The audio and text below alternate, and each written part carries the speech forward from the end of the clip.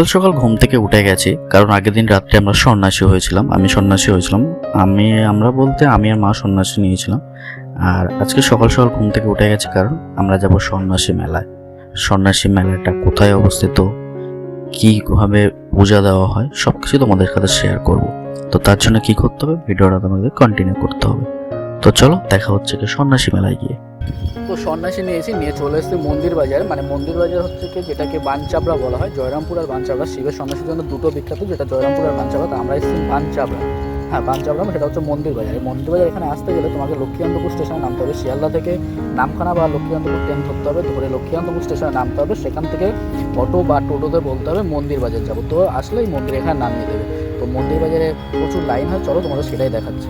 দেখতে পাচ্ছ যে মন্দির থেকে কতটা দূরে রাস্তার ধারে বাবার মাথায় জল ও বেলপাতা দিয়ে প্রার্থনা করার জন্য দাঁড়িয়ে আছে বাবার ভক্তরা। পুকুরটি হচ্ছে কে পূজিত পুকুর। এই পুকুর থেকে স্নান করে উঠে বাবার মন্দিরের চারপাশে গন্ডি কাটে ও বাবার কাছে প্রার্থনা করে। এটাই হলো বাবার মন্দির।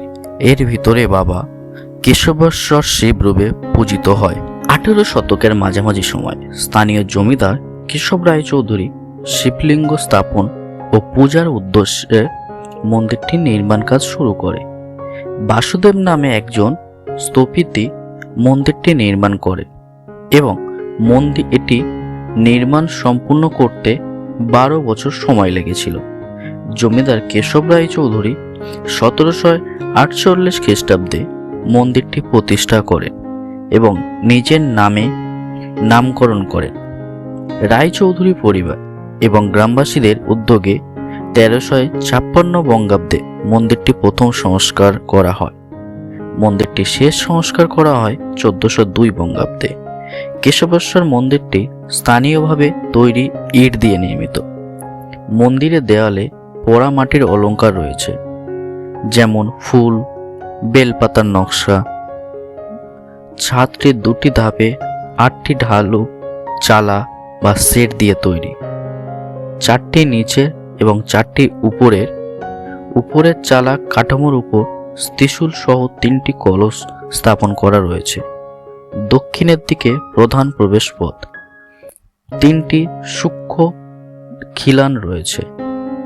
আমার মাথায় জল ও বেলপাতা দিয়ে পূজা করার প্রার্থনা করার পর শুরু হয় ঝাঁপ হলো বাঁশের বেদির উপর থেকে বাবা ত্রিশূলের উপর পড়ায়। এটাই হলো ঝাঁপ। এইখানে ঝাঁপের একটা নিয়ম আছে। কথিত আছে শিব ও পার্বতী এই মন্দিরে চূড়ায় চিল রূপে এসে বসলে তবেই ঝাঁপ শুরু হয়।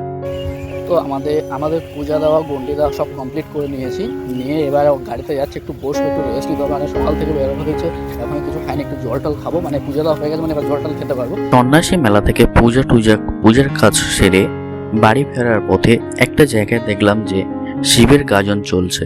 তো আমরা ভাবলাম সারাদিন তো অনেক কষ্ট করেছি, তাই একটু গাজন নিয়ে দেখে নিই। তো একটু গাজন দেখছিলাম। আর আমার ভিডিওটা এই পর্যন্ত। সন্ন্যাসীর মেলার ভিডিওটা তোমরা দেখলে কেমন লাগলো একটু জানিও কমেন্টে। আর কেমন ভিডিও চাইছো সেটাও যদি বলো কমেন্টে, তাহলে আমরা খুব খুশি হব। মানে আমরা বুঝবো যে হ্যাঁ, আমাদের কাছে এরকম ভিডিও আশা করছে আমাদের বন্ধুরা। তো সবাইকে জানাই আগাম শুভ নববর্ষ।